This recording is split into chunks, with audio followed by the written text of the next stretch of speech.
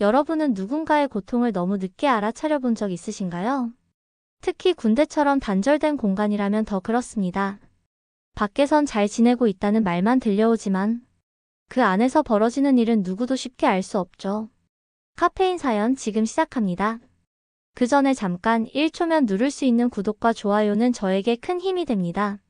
캄캄한 창고 뒤편에서 비명소리가 터져 나왔습니다. 조용히 해, 새끼야. 누가 들으면 어떡해? 제발, 아파요. 이제 시작인데 벌써 아프다고. 둔탁한 소리가 연달아 들렸어요. 누군가를 때리는 소리였습니다. 김민수는 바닥에 웅크리고 있었어요. 입술에서 피가 흘러내리고 있었죠. 3명의 상병들이 그를 둘러싸고 있었습니다. 야, 김민수, 너 오늘 왜 그렇게 대답했어? 저 말씀이십니까? 그래, 중대장님이 물어볼 때 대답하는 게 기분 나빴어. 민수는 무슨 말인지 이해할 수 없었어요. 그냥 평범하게 대답했을 뿐인데요. 저는 정말 아무것도. 닥쳐. 발길질이 날아왔습니다. 민수는 신음을 삼켰어요. 너 때문에 우리가 얼마나 스트레스 받는지 알아? 그때 상병 하나가 라이터를 꺼냈어요. 오늘은 특별한 걸로 가자. 라이터 불꽃이 어둠 속에서 춤을 췄습니다. 민수의 눈에 공포가 스쳤어요. 그 순간 누군가의 발소리가 들렸습니다. 상병들이 깜짝 놀라며 라이터를 껐어요. 누가 와? 모르겠어. 빨리 가자. 상병들이 사라지자 민수는 혼자 남았습니다. 어둠 속에서 덜덜 떨며 일어나려 했지만 다리에 힘이 들어가지 않았어요. 언제까지 이런 일이 계속될까? 민수는 하늘을 바라봤습니다. 별들이 차갑게 빛나고 있었어요. 그 순간 휴대폰이 울렸습니다. 집에서 온 전화였어요. 하지만 민수의 목소리는 떨리고 있었어요. 같은 시각 서울 용산구 국군방첩사령부. 김재호 중령은 야근을 하고 있었습니다. 북한 정보 분석에 몰두하다가 문득 시계를 봤어요. 밤 11시였습니다. 따르릉 마이너스. 책상 위 전화기가 울렸습니다. 여보세요. 재호야. 너 지금 시간 있니? 누나 목소리였어요. 하지만 평소와는 달리 뭔가 떨리는 기색이 느껴졌습니다. 네, 누나. 무슨 일이에요? 민수 말인데? 요즘 너무 이상해. 전화해도 말이 없고 어제는 울기만 했어. 재호는 펜을 내려놓았습니다. 조카 민수는 어렸을 때부터 조용한 성격이긴 했지만 울 정도로 예민한 아이는 아니었거든요. 구체적으로 어떻게요? 지난 주말에 집에 왔는데 밥도 제대로 안 먹고 물어봐도 괜찮다만 반복하고 그런데 잠들 때 보니까 계속 뒤척이면서 중얼거리더라고. 재호의 표정이 굳어졌습니다. 15년간 정보 분야에서 일하면서 수많은 사건들을 봐왔거든요. 특히 부군 내 문제들은 더욱 그랬습니다. 민수가 몇 부대에 있는지 아세요? 강원도 어디 GOP 부대라고 했는데 정확한 이름은 모르겠어. GDP. 재호는 속으로 중얼거렸습니다. 최전방 경계 부대였어요. 아무래도 스트레스가 심할 수밖에 없는 곳이죠. 누나, 민수 군번이나 부대명 정확히 알 수 있을까요? 왜? 설마 뭔가 문제가 있는 거야? 재호는 잠시 말을 멈췄습니다. 섣불리 누나를 불안하게 만들고 싶지 않았거든요. 하지만 직감적으로 뭔가 잘못되었다는 느낌이 들었습니다. 아니에요. 그냥 제가 확인해 볼 수 있는 게 있어서요. 민수 군번은? 잠깐만. 여기 적어둔 게 있을 거야. 전화기 너머로 뭔가를 뒤지는 소리가 들렸습니다. 있다. 2023-761-849이야. 부대는 육군 제26사단 머시기 연대라고 되어 있네. 재호는 메모지에 빠르게 적었습니다. 26사단이면 강원도 화천일대였어요. 그 지역 GOP 부대들의 상황은 재호도 어느 정도 알고 있었습니다. 알겠습니다. 제가 한번 알아보고 연락드릴까? 재호야, 혹시 정말 뭔가 있는 거 아니야? 민수가 원래 말 안 하는 성격이긴 하지만 걱정하지 마세요. 제가 확인해보고 말씀드릴게요. 전화를 끊은 후 재호는 컴퓨터 앞에 앉았습니다. 방첩사 정보망에 접속해서 해당 부대 정보를 검색하기 시작했어요. 검색 결과가 화면에 떴습니다. 육군 제26사단 제13연대 제2중대. 최근 6개월간의 각종 지표들이 나열되어 있었어요. 의무기록 접수 건수 평균 대비 120%. 부대 내 상담 신청 건수 평균 대비 150%. 타령 미수 3건, 징계 처분 12건. 재호는 눈살을 찌푸렸습니다. 모든 지표가 정상 범위를 벗어나 있었어요. 이상하네. 그때 추가 검색창에 민수의 이름을 입력했습니다. 김민수 일병 2023년 3월 입대. 개인 기록란에는 특이사항이 없었지만 의무기록에는 수면장애, 식욕부진, 우울감 등이 기재되어 있었습니다. 모두 최근 2달 사이에 집중되어 있었어요. 재호는 의자에서 일어나 창밖을 바라봤습니다. 용산거리의 불빛들이 반짝이고 있었지만 그의 머릿속은 복잡했어요. 15년 전 자신이 소위였을 때의 일이 떠올랐습니다. 당시 담당 소대에 있던 한 이병이 비슷한 증상을 보였었어요. 하지만 그때는 적응 문제라고 여기고 넘어갔었죠. 나중에 그 병사가 자해를 시도했다는 소식을 들었을 때의 충격을 재호는 아직도 기억하고 있었습니다. 이번엔 그냥 넘어갈 수 없어. 재호는 결심했습니다. 조카 민수뿐만 아니라 그 부대에서 무슨 일이 벌어지고 있는지 직접 확인해 봐야겠다고요. 휴대폰을 꺼내 부대장에게 메시지를 보냈습니다. 내일부터 이틀간 개인 휴가 사용하겠습니다. 긴급 상황 시 연락 바랍니다. 메시지를 보낸 후 재호는 다시 컴퓨터 앞에 앉았습니다. 해당 부대로 가기 위한 계획을 세우기 시작했어요. 공식적인 감찰이 아니라면 다른 방법을 찾아야 했습니다. 다음날 새벽 5시 재호는 차를 몰고 강원도로 향했습니다. 고속도로를 달리면서 머릿속으로는 계속 작전을 정리하고 있었어요. 공식적인 감찰권은 없지만 방첩사 소속으로서 부대 보안 점검이라는 명분은 만들 수 있었습니다. 특히 GOP 부대는 보안이 중요한 곳이라 그런 점검이 자연스럽죠. 오전 8시 재호는 해당 부대 앞에 도착했습니다. 철조망과 초소가 보이는 전형적인 최전방 부대 모습이었어요. 출입 목적이 무엇입니까? 초소 병사가 다가왔습니다. 국군방첩사령부 김재호 중령입니다. 부대 보안 점검차 왔습니다. 신분증과 공문을 내밀자 병사는 당직 사관에게 연락했어요. 잠시 후 한 대위가 나타났습니다. 안녕하십니까?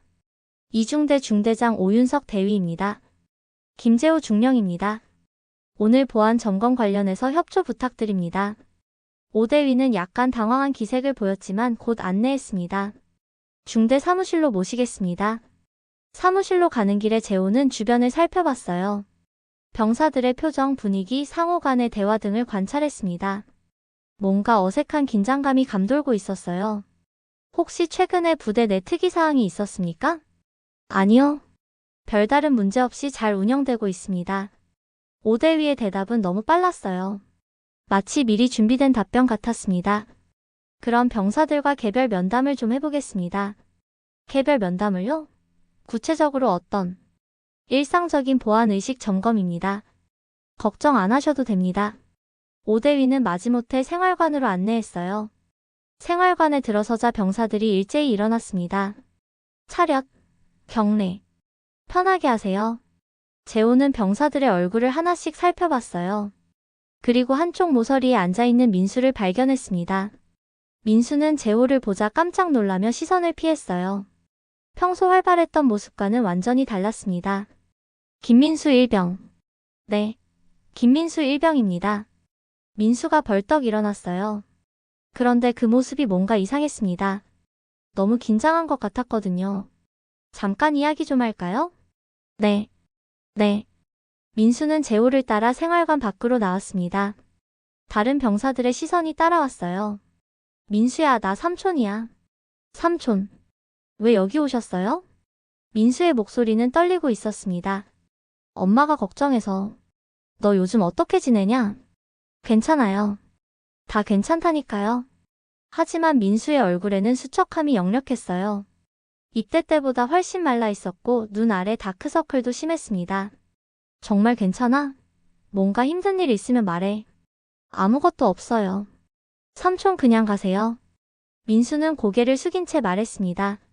그 모습이 재호에게는 더욱 의심스러웠어요. 민수야, 삼촌한테 솔직히 말해봐. 여기서 누가 널 괴롭히냐? 아무도 안 괴롭혀요. 왜 자꾸 그러세요? 민수가 갑자기 목소리를 높였습니다. 그리고는 다시 작은 목소리로 말했어요. 삼촌 제발 가세요. 이러면 더 힘들어져요. 그 순간 재호는 확신했습니다. 분명히 뭔가 문제가 있다고요. 알겠다. 하지만 삼촌은 며칠 더 여기 있을 거야. 왜요? 왜 계속 있으려고 해요? 민수의 얼굴에 공포가 스쳤습니다. 그것은 단순한 걱정이 아니라 진짜 두려움이었어요. 오후에 재호는 중대 사무실에서 각종 문서들을 검토했습니다. 근무 일지, 병사 생활 기록, 상벌 현황 등을 살펴봤어요. 박종민 하사님 계십니까? 네, 저입니다. 30대 초반의 하사가 들어왔습니다. 생활관을 담당하는 부사관이었어요. 김민수 일병에 대해 어떻게 생각하세요? 민수요? 그냥 조용한 편이죠. 말이 별로 없고. 최근에 변화가 있었나요? 글쎄요. 좀 더 조용해진 것 같기는 한데 요즘 애들이 다 그런 거 아닙니까? 박 하사의 대답도 뭔가 회피하는 느낌이었어요. 혹시 병사들 간의 갈등이나 문제는 없나요? 아니요. 다들 잘 지내고 있습니다. 하지만 재호는 박 하사의 눈빛에서 뭔가를 감지했습니다. 알고 있지만 말하지 않으려는 그런 눈빛이었어요. 저녁 점호 시간 재호는 생활관 구석에서 병사들을 관찰했습니다. 민수는 다른 병사들과 떨어져 혼자 앉아 있었어요. 그리고 몇몇 상병들이 민수를 쳐다보며 뭔가 속삭이고 있었습니다. 점호가 끝난 후 재호는 부대 근처 모텔에서 하룻밤을 보냈어요. 잠들기 전까지 계속 민수의 모습이 떠올랐습니다. 내일은 더 자세히 알아봐야겠어. 재호는 결심했습니다. 뭔가 큰 문제가 있다는 확신이 들었거든요. 다음날 아침 일찍 재호는 다시 부대로 향했습니다. 이번에는 좀 더 구체적인 조사를 할 계획이었어요. 어제 점검 결과는 어떠셨습니까? 오대이가 다가와 물었습니다. 몇 가지 더 확인할 게 있어서 하루 더 있겠습니다. 네, 알겠습니다. 재호는 먼저 부대 내 곳곳을 둘러봤어요. 생활관, 화장실, 창고, 부식 창고 등을 차례로 살펴봤습니다. 창고 뒤편을 지나가다가 바닥에 떨어진 뭔가를 발견했어요. 자세히 보니 핏자국이었습니다. 그리 오래되지 않은 것 같았어요. 이게 뭐죠? 근처에 있던 병사에게 물었습니다. 잘 모르겠습니다. 아마 누가 다쳤나 봐요. 병사는 시선을 피하며 대답했어요. 재호는 계속 둘러보다가 생활관으로 돌아갔습니다. 마침 민수가 혼자 빨래를 하고 있었어요. 민수야. 아, 네. 민수는 재호를 보자 손을 멈췄습니다. 어젯밤에 잠 잘 잤어? 네. 잘 잤어요. 하지만 민수의 눈가에는 멍이 있었어요. 화장실에서 넘어졌다고 하기엔 위치가 이상했습니다. 그 멍은 어떻게 된 거야? 아, 이거요? 그냥 부딪혔어요. 어디에? 문틈에. 민수의 대답은 점점 작아지고 있었어요. 그때 몇 명의 상병들이 들어왔습니다. 야, 민수야, 뭐하냐? 그들은 재호를 보고는 깜짝 놀랐어요. 아, 안녕하십니까? 계속하세요. 재호는 자리를 피하며 그들의 대화를 들었습니다. 야, 민수야, 너 저분한테 뭐라고 했어? 아무것도 안 했어요. 정말? 괜한 말 하면 너도 알지? 상병들의 말투에는 위협이 섞여 있었어요. 점심시간이 되자 재호는 민수를 따로 불렀습니다. 민수야, 식사 같이 하자. 네. 급식실에서 민수는 거의 먹지 않았어요. 숟가락으로 밥만 뒤적거릴 뿐이었습니다. 왜 안 먹어? 배가 안 고파요. 민수야, 삼촌한테 솔직히 말해봐. 여기서 누가 널 때리는 거 맞지? 민수는 숟가락을 놓았어요. 아무도 안 때려요. 그럼 그 멍은 뭐야? 그리고 왜 이렇게 말랐어? 삼촌. 제발 그만해요. 민수의 눈에 눈물이 맺혔습니다. 왜 말을 안 하냐? 삼촌이 도와줄 수 있는데. 도와줄 수 없어요. 아무도 도와줄 수 없어요. 민수는 자리에서 일어났어요. 삼촌 제발 가세요. 이러면 정말 큰일 나요. 그 순간 재호는 민수의 진짜 속마음을 알 것 같았습니다. 민수는 도움을 받는 것조차 두려워하고 있었어요. 오후에 재호는 박 하사를 다시 불렀습니다. 하사님, 김민수 일병에 대해 다시 물어보겠습니다. 네, 말씀하세요. 최근에 폭행이나 가혹행위 같은 게 있었습니까? 박 하사는 잠깐 주저했어요. 그런 건 없습니다. 정말요? 그럼 민수 일병 얼굴의 멍은 뭡니까? 아, 그거는 넘어져서. 어디서 넘어졌는데요? 화장실에서. 미끄러져서요. 재호는 박 하사를 똑바로 바라봤습니다. 하사님, 지금 거짓말하고 계시는 거 아닙니까? 아니요. 정말 넘어진 거예요. 그럼 사고 보고서는 어디 있습니까? 박 하사는 말을 멈췄어요. 병사가 다쳤으면 당연히 사고 보고서를 작성해야 하는데 그런 게 없었던 거죠. 하사님, 부대에서 무슨 일이 일어나고 있는지 알고 계시죠? 저는 정말 모르겠습니다. 박 하사는 계속 부인했지만 그의 표정에서 재호는 확신을 얻었습니다. 저녁 시간 재호는 부대 밖에서 담배를 피우며 생각에 잠겼어요. 분명히 뭔가 조직적인 문제가 있었습니다. 하지만 아무도 말하려 하지 않았어요. 그때 한 병사가 조심스럽게 다가왔습니다. 저기, 혹시 시간 있으세요? 돌아보니 어린 얼굴의 이병이었어요. 뭔가 할 말이 있나요? 네. 하지만 여기서는 안 되고, 혹시 잠깐 밖으로 나갈 수 있을까요? 재호는 그 병사를 따라 부대 밖으로 나왔습니다. 저는 이주연 이병입니다. 무슨 일인가요? 이주연은 주변을 살피더니 작은 목소리로 말했어요. 민수 선임한테 정말 나쁜 일들이 일어나고 있어요. 재호의 심장이 빨라졌습니다. 구체적으로 어떤 일들이죠?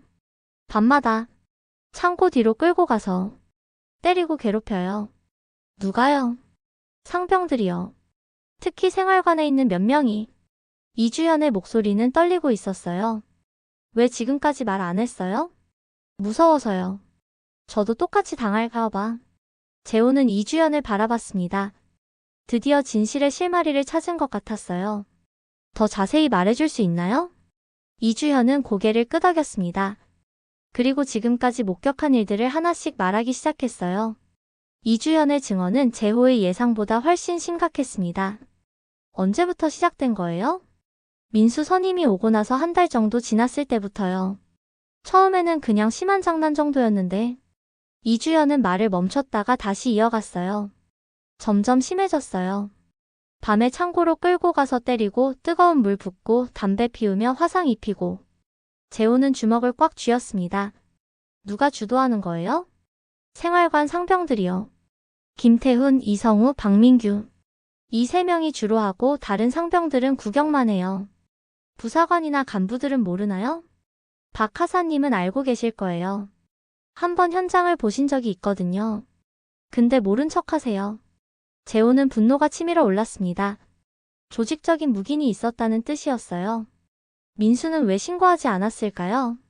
신고해봤자 소용없다고 생각하는 것 같아요. 오히려 더 심하게 당할까봐 무서워하고. 이주연의 말이 끝나기도 전에 재호는 일어났습니다. 지금 당장 증거를 확보해야겠어요. 어떻게요? 오늘 밤에 또 그런 일이 있을 것 같나요? 아마 며칠에 한 번씩 하거든요. 오늘이 그날일 수도 있어요. 재호는 시계를 봤습니다. 오후 8시였어요. 주연 씨, 오늘 밤에 뭔가 이상한 움직임이 있으면 저한테 연락해주세요. 휴대폰 번호를 적어주며 말했습니다. 네, 알겠습니다. 근데 혹시 제가 증언한 걸 알게 되면 걱정하지 마세요.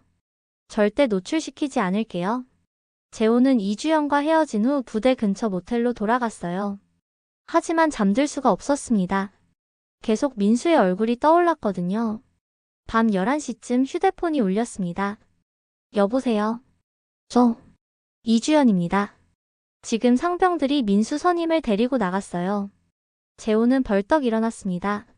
어디로요? 창고 쪽으로. 빨리 오세요. 재호는 급히 옷을 입고 밖으로 나갔어요. 부대까지는 차로 5분 거리였습니다. 부대 앞에 도착하자 이주연이 기다리고 있었어요. 어디 있어요? 저쪽 창고 뒤편이에요. 조용히 가야 해요. 둘은 조심스럽게 창고 쪽으로 향했습니다. 어둠 속에서 희미하게 목소리가 들렸어요. 야, 김민수, 오늘은 좀 센 걸로 가자. 재호는 휴대폰을 꺼내 녹음을 시작했어요. 그리고 조심스럽게 더 가까이 다가갔습니다. 너 삼촌 온다고 잘난 척했지? 아니에요. 저는 아무 말도. 거짓말하지 마. 너 때문에 우리가 얼마나 신경 쓰는지 알아? 그때 둔탁한 소리가 들렸습니다. 누군가를 때리는 소리였어요. 재호는 더 이상 참을 수 없었습니다. 지금 뭐 하는 거야? 재호가 나타나자 상병들이 깜짝 놀랐어요. 아, 이게 누구세요? 나는 국군방첩사령부 김재호 중령이다. 지금 너희들이 하고 있는 짓이 뭔지 알고 있냐? 상병들은 당황했지만 곧 태도를 바꿨어요. 저희는 그냥 선우임 간의 훈육을 하고 있었을 뿐입니다. 훈육? 이게 훈육이야? 재호는 민수를 살펴봤어요. 입술이 터져 있었고 옷도 찢어져 있었습니다. 민수야, 괜찮아? 삼촌. 민수는 재호를 보자 울음을 터뜨렸어요. 야, 너희들 지금 당장 생활관으로 돌아가. 재호의 목소리가 높아졌습니다. 지금 당장 이 일에 대해 보고서를 작성할 거다. 너희들은 각오하고 있어. 상병들은 서로 눈치를 보더니 슬그머니 사라졌어요. 재호는 민수를 부축해서 의무실로 데려갔습니다. 민수야, 왜 진작 말하지 않았어? 말해봤자 소용없을 줄 알았어요. 오히려 더 심해질까봐. 이제 괜찮아. 삼촌이 다 해결해줄게. 의무실에서 민수의 상처를 치료하면서 재호는 결심했습니다. 이 문제를 반드시 해결하겠다고요. 다음날 아침 재호는 오대위를 불렀습니다. 어제 밤일에 대해 말씀드리겠습니다. 무슨 일 말씀이신지. 김민수 일병에 대한 가혹행위 현장을 목격했습니다. 오대위의 얼굴이 굳어졌어요. 그런 일이 있었다면 저도 모르는 일이고. 모르셨다고요? 부대에서 벌어지는 일을 중대장이 모른다는 게 말이 됩니까? 저는 정말 몰랐습니다. 그럼 지금부터라도 제대로 조치를 취하시겠습니까? 오대위는 잠시 고민하더니 말했어요. 일단 해당 병사들을 조사해보겠습니다. 하지만 재호는 그의 말을 믿을 수 없었어요. 뭔가 더 근본적인 해결책이 필요했습니다. 재호는 그날 오후 대대 본부로 향했습니다. 중대장만으로는 해결이 안 될 것 같았거든요. 대대장님께 면담을 요청합니다. 무슨 일로 오셨습니까? 당직 참모가 물었어요. 부대 내 가혹행위 관련 보고입니다. 잠시 후 한 대령이 나타났습니다. 안녕하십니까? 제2사면대 대대장 한상필 대령입니다. 김재호 중령입니다. 두 사람이 마주보는 순간 한 대령이 눈을 크게 떴어요. 재호야, 너 설마. 상필이 형? 둘은 육군사관학교 동기였습니다. 18년 만에 재회였어요. 야, 이게 어떻게 된 일이야? 너 방첩사에 있다고 들었는데. 형 반갑긴 한데. 지금은 그런 얘기할 때가 아니에요. 재호는 심각한 표정으로 말했습니다.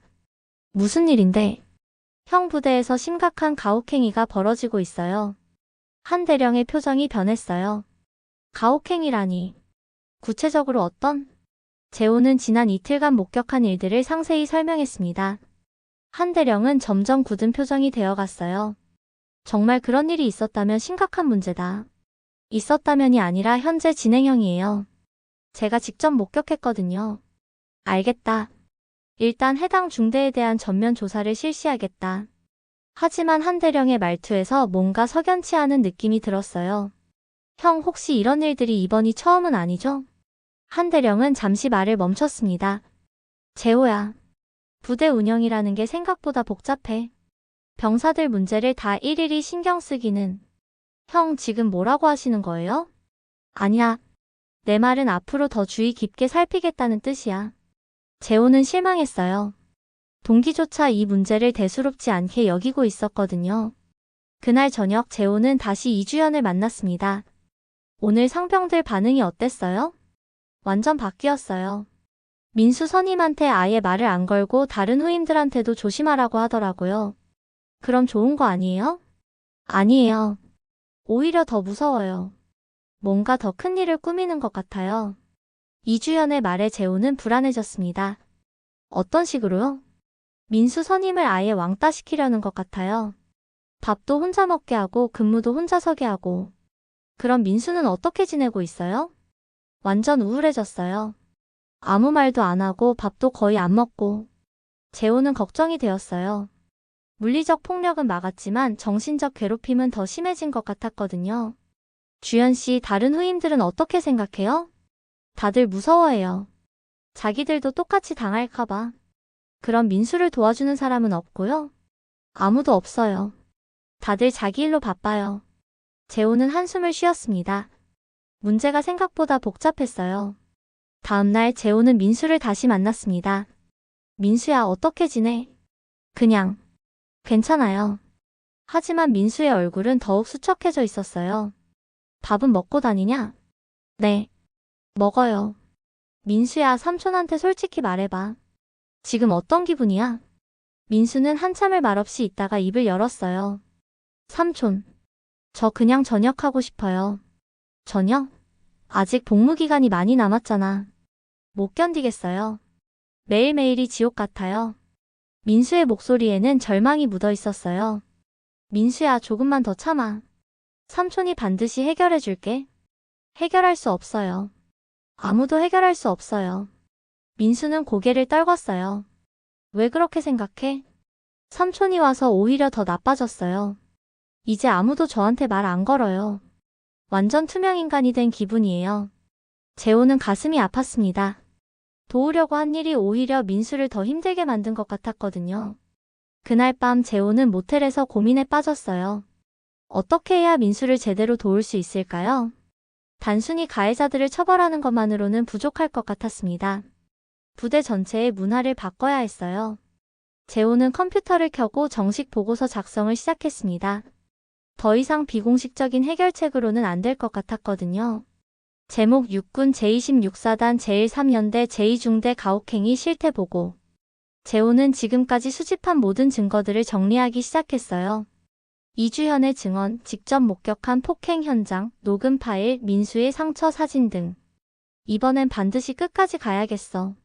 재호는 결심을 다졌습니다. 재호가 보고서를 작성하던 중 휴대폰이 울렸습니다.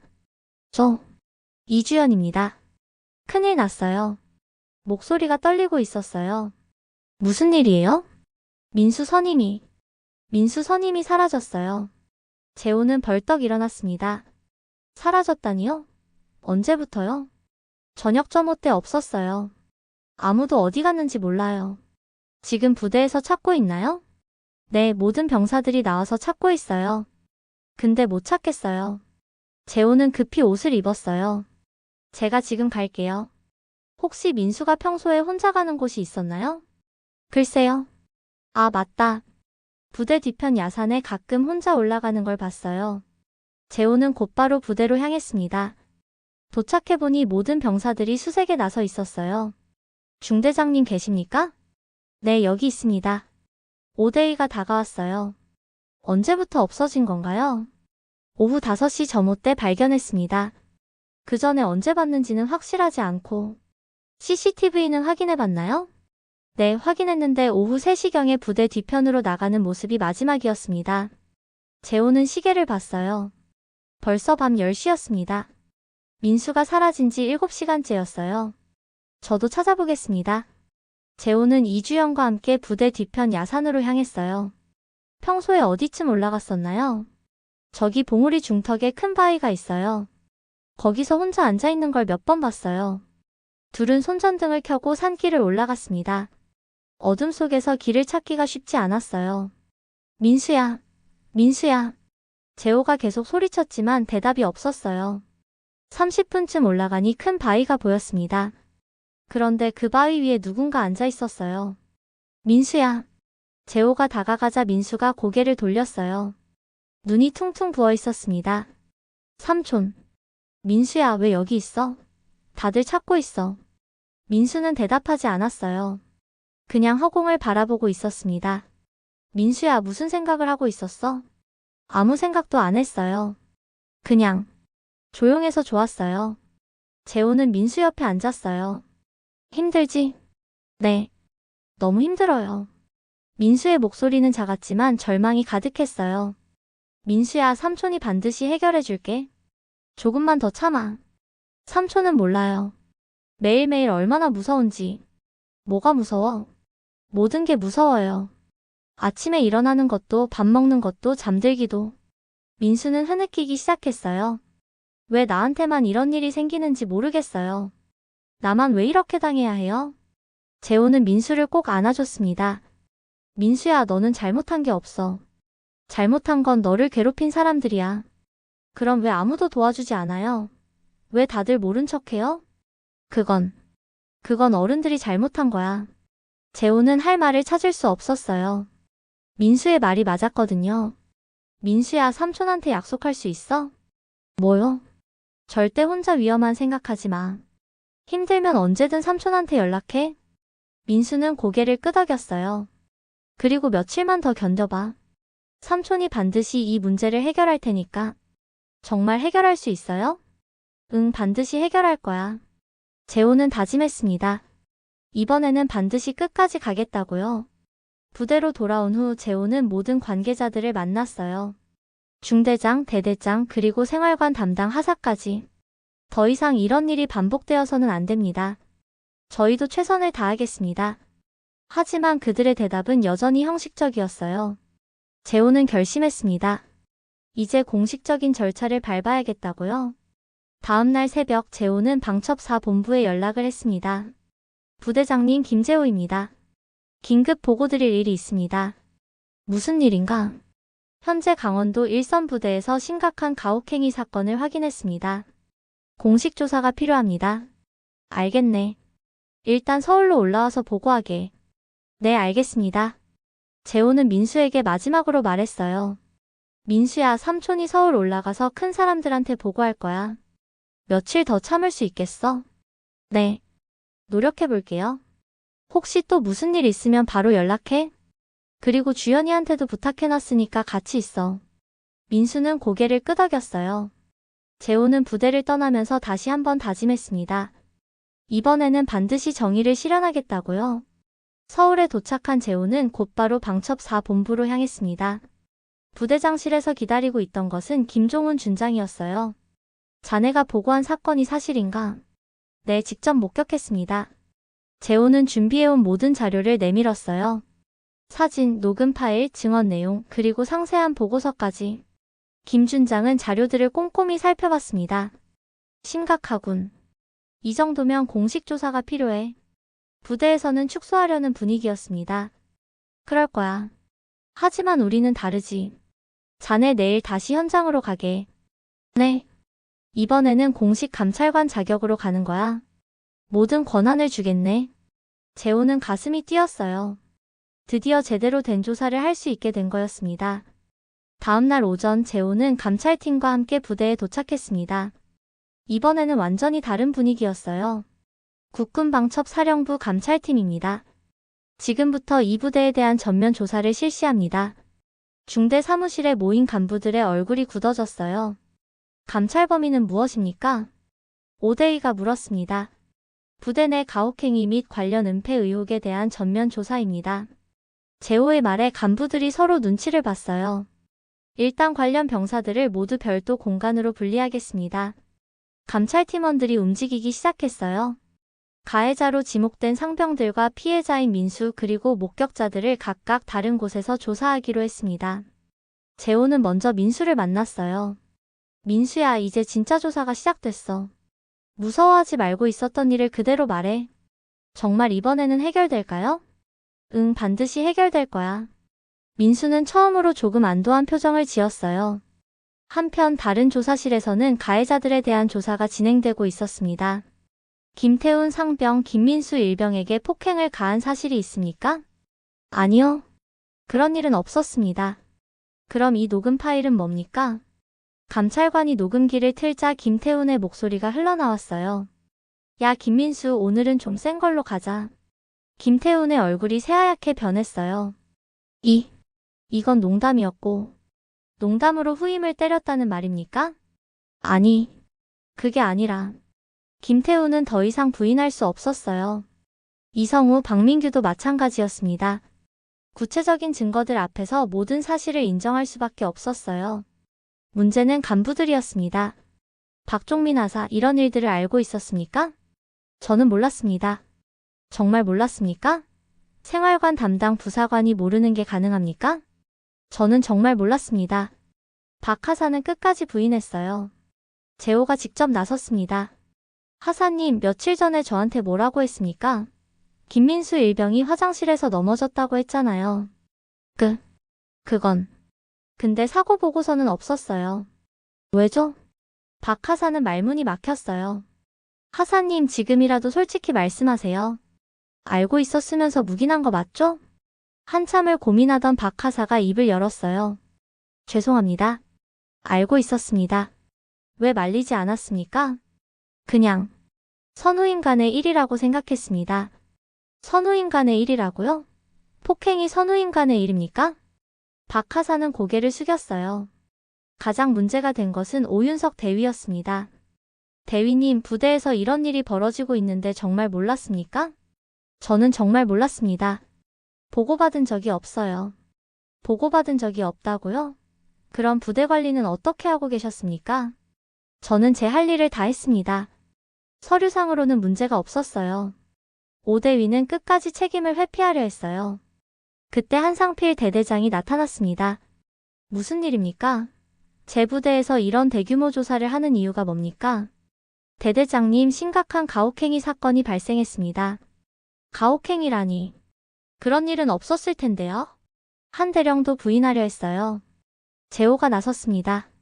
상필이 형도 이런 식으로 나오실 겁니까? 재호야, 지금 공식 조사 중이니까 개인적인 관계는 빼고 얘기하자. 좋아요. 그럼 공식적으로 말씀드리겠습니다. 재호는 모든 증거 자료를 펼쳐놓았어요. 이 모든 증거들을 보고도 모르는 일이라고 하시겠습니까? 한 대령은 자료들을 보더니 표정이 변했어요. 이 정도로 심각했다면 저도 몰랐습니다. 몰랐다고요? 부대장이 부대에서 벌어지는 일을 모른다는 게 말이 됩니까? 재호야, 넌 아직도 이상주의자구나. 현실이라는 게 그렇게 단순하지 않아. 현실이 단순하지 않다고요? 그럼 병사 한 명이 매일 맞고 괴롭힘 당하는 게 현실이라는 말입니까? 두 사람 사이에 긴장감이 흘렀어요. 형, 우리가 군인이 된 이유가 뭐였습니까? 약한 사람을 보호하고 정의를 실현하는 거 아니었습니까? 그런 이상만으로는 부대 운영이 안 돼. 그럼 부대 운영을 위해서는 병사 한 명쯤 희생해도 된다는 말씀이세요? 한 대령은 대답하지 않았어요. 재호는 실망했습니다. 군사학교 시절 같은 꿈을 꾸었던 동기가 이렇게 변해 있다니요. 조사가 끝난 후 재호는 민수를 만났어요. 민수야, 이제 다 끝났어. 너를 괴롭힌 사람들은 모두 처벌받을 거야. 정말요? 응, 정말이야. 그리고 앞으로는 이런 일이 다시 일어나지 않을 거야. 민수는 처음으로 환하게 웃었어요. 삼촌 고마워요. 정말 고마워요. 재호도 웃으며 민수의 어깨를 토닥였습니다. 조사 결과 발표가 있던 날 모든 부대원들이 강당에 모였습니다. 재호가 단상에 올라섰어요. 지난 일주일간 실시된 조사 결과를 발표하겠습니다. 강당은 조용했어요. 모든 병사들이 긴장한 표정으로 바라보고 있었습니다. 먼저 가해자들에 대한 처분입니다. 김태훈, 이성우, 박민규 상병은 영창 30일과 함께 전속 조치됩니다. 가해자들의 얼굴이 굳어졌어요. 박종민 하사는 계급 강등과 함께 타 부대로 전속됩니다. 박 하사는 고개를 떨궜어요. 오윤석 대위는 중대장 보직에서 해임되며 상급 부대로 전속됩니다. 오대위도 말없이 고개를 숙였습니다. 마지막으로 한상필 대대장은 지휘관 교육 이수 후 현 보직을 유지합니다. 한 대령은 복잡한 표정이었어요. 이제 가장 중요한 말씀을 드리겠습니다. 재호는 병사들을 바라봤어요. 여러분들 중에 이런 일들을 알고 있었지만 말하지 못한 분들이 있을 겁니다. 몇몇 병사들이 고개를 떨궜어요. 그것은 여러분들의 잘못이 아닙니다. 무서워서 또는 자신도 피해를 당할까봐 말하지 못한 것은 충분히 이해합니다. 재호의 목소리는 따뜻했어요. 하지만 이제는 달라질 겁니다. 앞으로는 누구든지 이런 일을 목격하거나 당하게 되면 언제든지 신고할 수 있습니다. 그리고 재호는 민수를 불렀어요. 김민수 일병, 앞으로 나오세요. 민수는 떨리는 다리로 앞으로 나왔습니다. 민수 일병이 이런 일을 당하면서도 끝까지 참고 견뎠습니다. 하지만 아무도 혼자서 이런 일을 견뎌서는 안 됩니다. 재호는 민수의 어깨에 손을 올렸어요. 앞으로 이 부대에서는 어떤 가혹행위도 용납하지 않을 것입니다. 그리고 모든 병사들이 서로를 보호하고 도와주는 부대가 될 것입니다. 그때 한 병사가 손을 들었어요. 이주연이었습니다. 저, 할 말이 있습니다. 말해보세요. 저는 민수 선임이 당하는 걸 보고도 도와주지 못했습니다. 무서워서 그냥 지켜만 봤어요. 이주연의 목소리는 떨리고 있었어요. 하지만 이제는 달라지겠습니다. 앞으로는 누구든지 힘들어하면 도와주겠습니다. 그러자 다른 병사들도 하나둘 손을 들기 시작했어요. 저도 알고 있었는데 말하지 못했습니다. 앞으로는 그러지 않겠습니다. 저도 마찬가지입니다. 이제는 서로 도와가며 지내겠습니다. 분위기가 완전히 바뀌었어요. 그동안 침묵했던 병사들이 하나둘 입을 열기 시작했습니다. 재호는 뿌듯했어요. 진짜 변화가 시작되고 있었거든요. 마지막으로 민수 일병에게 한 말씀 부탁드립니다. 민수는 마이크 앞에 섰어요. 처음에는 말이 나오지 않았어요. 저는 정말 무서웠습니다. 민수의 목소리가 강당에 울려 퍼졌어요. 매일매일이 지옥 같았습니다. 아무도 도와주지 않을 것 같아서 더 무서웠어요. 많은 병사들이 고개를 숙였어요. 하지만 이제는 달라졌습니다. 삼촌이 도와주셨고 주연이도 용기를 내어 증언해줬습니다. 민수는 이주연을 바라봤어요. 그리고 지금 여러분들도 변화하겠다고 말씀해주셨습니다. 정말 고맙습니다. 민수는 눈물을 흘리며 말했어요. 앞으로는 서로 도와가며 지냈으면 좋겠습니다. 아무도 혼자 힘들어하지 않았으면 좋겠어요. 강당에서 박수가 터져나왔습니다. 진심 어린 박수였어요. 행사가 끝난 후 재호는 민수와 마지막 대화를 나눴어요. 민수야, 이제 정말 괜찮겠어? 네, 삼촌. 이제는 무섭지 않아요. 혹시 또 무슨 일 있으면 언제든 연락해. 네, 알겠어요. 그런데 삼촌. 왜? 정말 고마워요. 삼촌이 아니었으면 저는 어떻게 됐을지 몰라요. 재호는 민수를 꼭 안아줬습니다. 민수야, 앞으로는 힘든 일이 있어도 혼자 견디려 하지 마. 도움을 요청하는 것도 용기야. 네, 알겠어요. 몇 달 후 재호는 민수에게서 편지를 받았어요. 삼촌, 안녕하세요. 요즘 부대 생활이 많이 좋아졌어요. 후임들도 많이 들어왔는데 저도 이제 선임이 되어서 후임들을 잘 돌봐주고 있어요. 절대 제가 당했던 일은 일어나지 않도록 하고 있습니다. 그리고 주연이와도 정말 친해졌어요. 이제는 서로 힘든 일이 있으면 꼭 상의하고 있어요. 부대 분위기도 완전히 바뀌었어요. 간부들도 병사들을 더 세심하게 챙겨주시고 병사들끼리도 서로 도와주고 있어요. 삼촌 덕분에 제가 새로운 삶을 살 수 있게 되었어요. 정말 고맙습니다. 저녁하면 꼭 찾아뵐게요. 건강하세요. 편지를 읽은 재호는 미소를 지었습니다. 민수가 진짜로 변화했다는 것을 느낄 수 있었거든요. 그리고 재호는 깨달았어요. 진짜 정의는 한 번의 처벌로 끝나는 게 아니라 사람들의 마음을 바꾸는 것이라는 걸요. 침묵의 부대는 더 이상 침묵하지 않았습니다. 모든 병사들이 서로를 지키고 돌보는 진짜 부대가 되었어요. 그리고 재호는 다시 한번 다짐했습니다. 앞으로도 약한 사람들을 보호하고 정의를 실현하는 군인이 되겠다고요.